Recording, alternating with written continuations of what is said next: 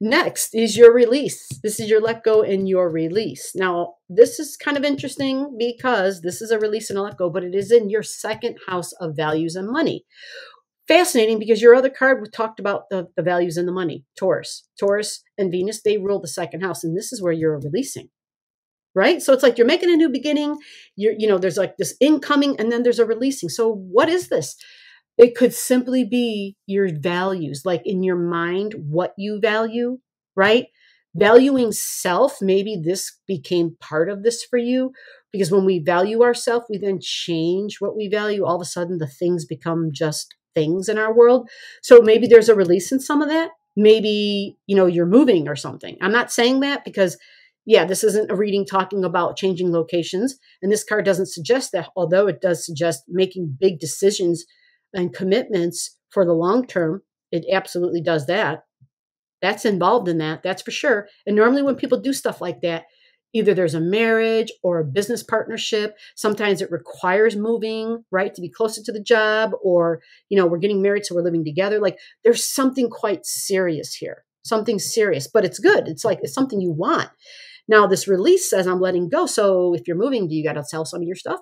Are you, do you have too much stuff?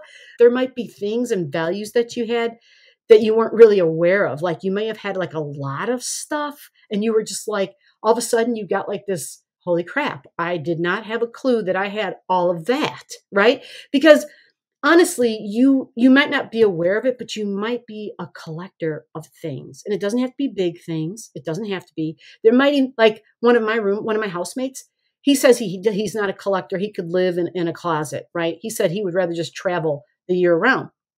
But if you were to open his closet door, there's like, I can't tell you how many hats in there. I mean, it's not about trying to talk about somebody. It's like there's this unconscious thing that he has. He doesn't realize that, and there are certain things where he is a collector. Yeah, like open the garage and see all the tools.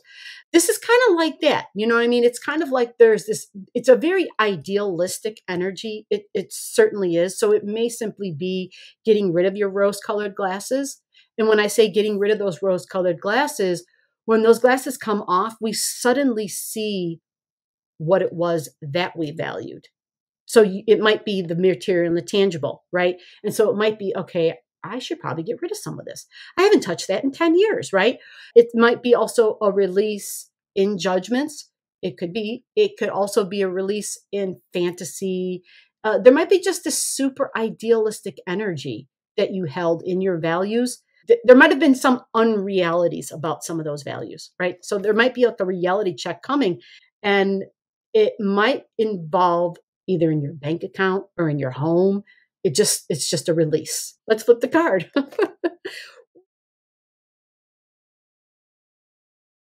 Whoa, whoa, whoa. Holy crap. Oh, wow. Here's your card. Here's your thing, Aquarius. Dang. This is like the cup card. It's all love, all abundance. It's new, it's different, but it's all encompassing. It's we are one, it's unity, it's compassion, it's understanding. These energies get along really well. So it's taking actions, and it could be about groups and friendships, but it's new. There is a surprise, but look at all the love involved, man. Like this, God, this is so beautiful. This lines up really well with the release energy. This release is going to bring on this new beginning big time. You see the crown here? I don't know if you can see that. On one of the other videos I did, you couldn't see the crown. There's a crown at the top here. So it's like with this release, it's like you're retaining, or you're able to like retain your boss energy. Maybe you're not all big about being the boss or the man or whatever, the one in control and in power, but there's something about your actions, Mars, something about your actions within friendships, something about your actions for everybody involved, your ability to go higher, to take the high road, right? So maybe it's your ability to release, it's your awareness. It's your awareness. It just, wow, you retain a new crown in that process. So this is a sweet release. This card wasn't upside down. This energy is showing this release will not be difficult at all. This is showing it's all about your consciousness. Like you see it yourself. You're like, holy crap, I had no idea. It wasn't one of those rough things where you had to have like an argument to get to resolve something, to let something go, right? Or a refusal where you really resisted. No, you let go on your own. You saw it. You saw it. Now, end of the month, my gosh, I'm all aflutter.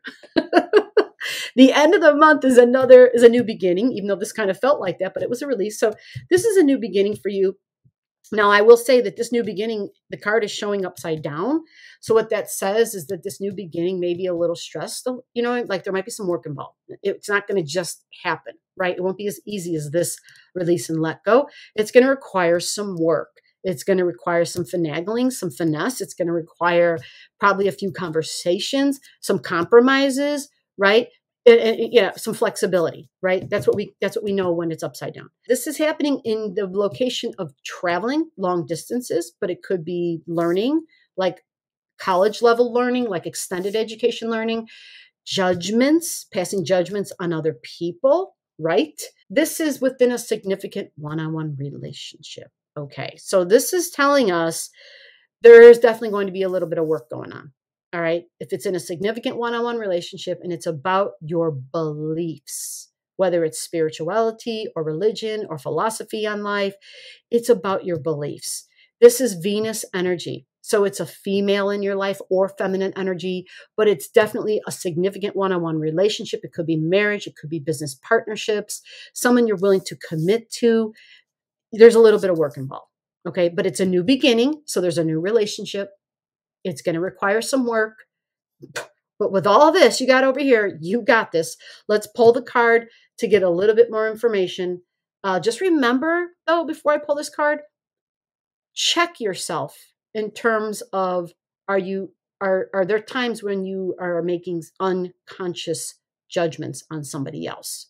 Because that's where this is also, when this new relationship will just automatically bring up these these subconscious judgments. Somebody believes a certain thing, or they talk, or they act, or whatever it is. It's your wise factor stepping in your brain and saying, there's a better way to do that. That's silly. Or, so there's like this judgment thing that happens. So just be aware of that.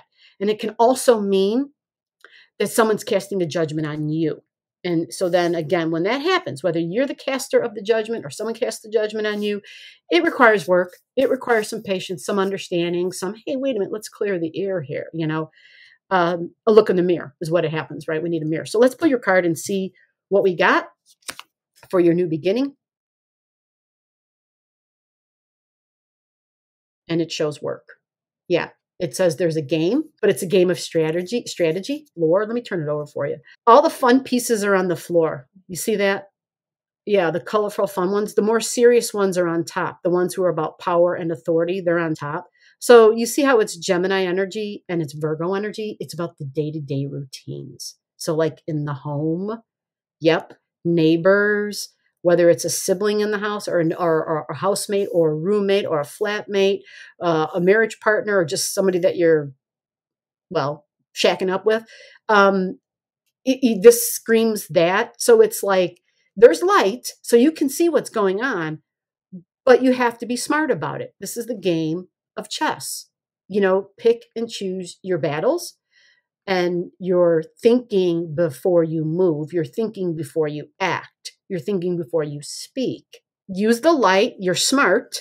We got all these books over here. You're smart. We know that. Aquarius, of course, smart. Mercury, double Mercury. Definitely think things through. But this could have to do, you might feel some of this with somebody that you work with. And this was what that first card brought up. So this is interesting because Virgo comes up again. So it could be work projects and tasks. So if this is domestic wise and neighbors, like, okay, who's got to do the chores? Where's the calendar? Who's organizing? And that's what this person's doing. They're plotting, they're strategizing, right? And isn't that what we do with a calendar? Like, okay, on Tuesdays, we got to do this. On Fridays, we got to take care of this. It's your turn to it's your turn to take out the garbage. Like the domestic side of life, if it's a freaking mess, it makes life in general a pain in the ass, right? An unhappy home makes, a miserable, Work becomes hard. Everything becomes hard. The good news is that even though this card was upside down, these energies that play on this card get along. They may irritate each other because this one is all about the details. This one's about the details too, but this one likes to keep it fun and talk. This one is more meticulous and more about splitting hairs. Virgo, because it wants perfection. So the fun is lacking in the perfection, right? It's a game, but is it fun? Right? Chess. Is chess really a game? Like, yeah. I mean, have you ever seen those people play chess? They look pretty damn serious to me. But Gemini wants things to be fun. So this card is wonderful because it tells us both are valid. Both are valid here. But they irritate each other even though they have the same ruler. Why can't they get along? Right? Why can't they get along? Remember when I talked about this being in the placement of the house of judgments? They each make judgments on each other. Gemini energy is the opposite of Sagittarius energy. Yeah, judgments, absolutely. Quick to make a call on somebody, quick to say, oh, but they're this way, right? And well, Virgo kind of lingers in the details because it wants perfections. So just keep things light. When it gets too serious, call a time out and walk away. All right, because this was upside down. So the new beginning is going to require a little bit of work, but remember, don't get bogged down into perfection and the details, to incorporate some of the fun, because Gemini, in that fun, it's flexible, but it may have a hard time staying focused and staying on task. Virgo can stay on task. So really, both of these energies are awesome. They just have to learn how to work together. Aquarius, enjoy your September. So below the video, I'll have all the degrees for those of you who like to pay attention to the degrees in your chart. Again, if you don't know and you want to know, just comment below.